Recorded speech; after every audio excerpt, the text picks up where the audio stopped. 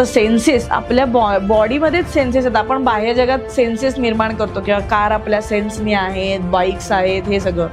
शरीरामध्ये 5 सेन्स आहेत वेगवेगळे. ते जर व्यवस्थित वापरले तरीही आपल्याला गोष्टी मिळू शकतात. जसं की डोळ्यांनी बघता येतं, कानांनी ऐकता येतं, टेस्ट करता येतं, टच फील असतं, स्मेल येतो.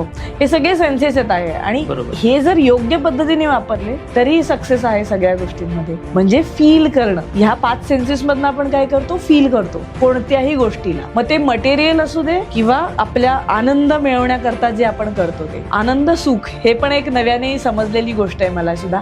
आनंद आणि सुख यामध्ये फरक आहे. आनंद हा आत्मिक असतो आणि सुख हे बाह्य जगातलं असतं. जसं मटेरियल वर्ल्ड मध्ये आपल्याला कार घ्यायची आहे, घर घ्यायचंय आणि त्याच्याच मागे जास्त आहेत लोक. ही खरं तर खूप सोपी गोष्ट आहे. जेव्हा तुमचा आत्मा तुम्हाला कळतो ना, जरा डीप झाला हा विषय, आंतरिक गोष्ट कळते, तेव्हा पैसा हे बाय प्रोडक्टच असतं. ते सहज मिळतं.